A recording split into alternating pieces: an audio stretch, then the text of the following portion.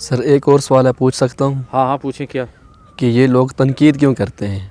اچھا، اصل بات یہ ہے کہ تنقید انسان پہ ضرور ہوتی ہے، اور تنقید ایک کمپیٹنٹ پرسن کے اوپر ضرور ہونی چاہیے، لیکن تنقید کی بڑی قسمیں ہوتی ہیں۔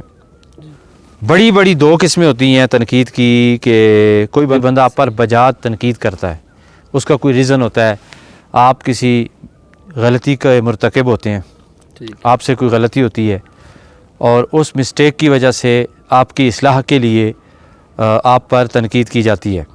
اور تنقید کرنے کے بھی طریقے ہیں۔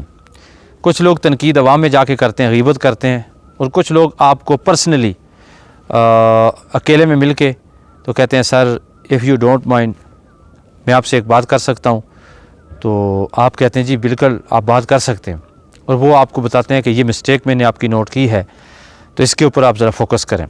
اگر تو آپ ذہین ہیں، اس کی تنقید کو کھلے دل سے آپ تسلیم کریں گے، اور پھر وہ بندہ پھر جا کے باہر بات نہیں کرے گا، کیونکہ اس کے لیے آپ نے اپنے دل کے دروازے کھولے ہوئے ہیں۔ اسے پتہ ہے کہ میں جب بھی اس سے بات کروں گا، یہ بندہ اپنی غلطی کو تسلیم بھی کرتا ہے، ڈکٹیشن کو قبول بھی کرتا ہے، یہ بندہ ترقی والا ہے۔ بعض اوقات اس طرح ہوتا ہے کہ آپ کے دروازے کھلے ہونے کے باوجود کچھ لوگ جاہل ہوتے ہیں، وہ پیٹھ پیچھے آپ کی غلطی کو دہراتے رہتے ہیں۔ یہ غیبت میں آتا ہے، اس سے اللہ تعالیٰ ہم سب کو بچائے۔ تنقید کی ایک قسم اور ہے کہ آپ کی کوئی غلطی نہیں ہوتی اور لوگ آپ کو بلیم کرتے ہیں۔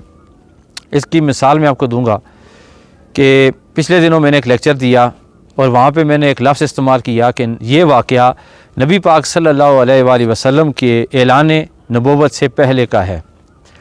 اب ایک بندے نے اسے لے کر بہت جگہوں پہ بات کی کہ شاہ صاحب نے یہ غلطی کی ہے، شاہ صاحب نے یہ گستاخی کی ہے، یہ ہوا وہ ہوا۔ حالانکہ یہ غلطی نہیں ہے، یہ آپ جانتے ہیں کہ نبی پاک صلی اللہ علیہ وسلم نے نبوت کا اعلان تو کیا نا 40 سال کی عمر، تاکہ لوگوں کو پتہ چل جائے، تو یہ مؤدبانہ گفتگو تھی۔ اب مولانا وحید الدین خان کی ایک کتاب ہے راز حیات، اس کے اندر ایک بڑی زبردست مثال لکھی ہوئی ہے کہ یہ لوگ کیوں ایسی تنقید کرتے ہیں جس کی توقع نہیں بنتی، جس تنقید کا کوئی راستہ ہی نہیں ہوتا، یہ وہاں بھی تنقید کرتے ہیں۔ انہوں نے بڑی پیاری مثالیں لکھی، ان میں سے ایک مثال میں یہاں پہ کوٹ کرنا چاہوں گا کہ وہ کہتے ہیں کہ ایک بندہ کسی کے گھر مہمان گیا، تو اس بندے نے زندگی میں کبھی تکیہ نہیں دیکھا ہوا تھا، وہ تکیے کے بغیر سونے کا عادی تھا۔ رات کو انہوں نے تکیہ بھی لا کے اسے دیا اور اسے الوداع کہہ کے چلے گئے کہ آپ سو جائیں۔ وہ ساری رات بیٹھا رہا اور تکیے کو غور سے دیکھتا رہا کہ یہ پتہ نہیں کیا چیز لا کے رکھ دی ہے، خدا جانتا ہے جادو ہے، ٹونا ہے، یہ گٹھڑی سی کیا چیز ہے۔ تو صبح اٹھ کے وہ مہمان جس وقت چلا گیا، تو اس نے اب پوچھا گیا اس سے کہ کیسی مہمان نوازی کی انہوں نے، تو اس نے کہا جی رات کو انہوں نے مجھے سونے نہیں دیا، پتہ نہیں کیا کوئی چیز، کوئی جادو ٹونا انہوں نے میرے اوپر کیا، اور وہ چیز لا کے میرے پاس رکھی، تو اس کو میں دیکھتا رہا ساری رات۔ تو لوگوں نے جو سنا تھا، اب لوگ بھی جو ہیں سارے لوگ ذہین تو نہیں ہوتے، سارے لوگ جو مثبت سوچ والے نہیں ہوتے، اب ایک بندے نے دوسرے تک بات پہنچائی، دوسرے نے تیسرے تک بات پہنچائی، تیسرے نے چوتھے تک، اور ایک چیز، ایک تاثر قائم ہو گیا کہ یہ بندہ کیا ہے، یہ مہذب نہیں ہے اور مہمان کی قدر نہیں کرتا۔ اس بندے تک جب بات پہنچی تو اس نے بات پھر جرگے میں کی۔ اس نے کہا جی کہ بات کیا ہے؟ اس نے کہا جی بات یہ ہے کہ یہ شکایت آپ سے ہے کہ آپ نے ان کی اچھی مہمان نوازی نہیں کی۔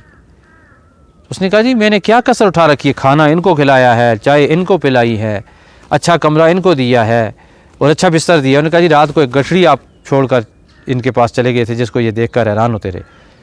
اس نے کہا یار برادری والوں بات یہ ہے، یہ دیکھو یہ تکیہ لا کر میں نے رکھا تھا، وہ تکیہ اندر سے لے کر آیا۔ اس نے کہا جی یہ تکیہ جو تھا یہ تو میں نے ان کو دیا ہے۔ تو سب کہنے لگے بھائی یہ تو تکیہ تھا۔ اس نے کہا جی میں نے زندگی میں یہ نہیں دیکھا تھا، تو میں نے سمجھا یہ ٹونا جادو ہے۔ تو سب برادری والوں نے اسے بلیم کیا کہ آپ نے کم از کم اس بندے سے تو پوچھ لینا تھا کہ یہ کیا چیز ہے، آپ نے اس کی بدنامی پورے شہر میں جو ہے ڈنڈورا پیٹا ہے، اس کی بدنامی کرائی ہے۔ تو کم از کم بندہ دوسرے کی رائے کو سمجھنے کے لیے کم از کم اس سے سوال تو کر سکتا ہے۔ تو یہاں ہمارے معاشرے کا بھی یہ المیہ ہے کہ جاہل ترین لوگ ہوتے ہیں، انہیں کسی چیز کا علم نہیں ہوتا، انہیں خود کوئی چیز سمجھ نہیں آتی، ٹھیک ہے، تو وہ اس کو دوسروں کے اوپر بلیم کرنے کے لیے اپنی زبان کا استعمال کرتے ہیں، تنگ نظر، تنگ دماغ ہوتے ہیں۔ تو میرا خیال ہے کہ ایسی تنقید کی پرواہ نہیں کرنی چاہیے، یہ اس لیے کہ اس تنقید سے ذہن کو مکفل نہیں کرنا چاہیے. کھلے دل سے آپ کو پتہ ہے کہ معاشرے میں بڑے بڑے لوگ ہیں تنقید کرتے ہیں, تنقید کرنے دیں. کہتے ہیں کہ مسافر اپنے راستے پر چلتے رہتے ہیں, کتے بھونکتے رہتے ہیں. یہ اسی قسم کی تنقیدوں پر یہ محاورہ مشہور ہے. اللہ تعالی ہم سب کو مثبت تنقید کی اور تنقید برائے اصلاح کی توفیق عطا فرمائے.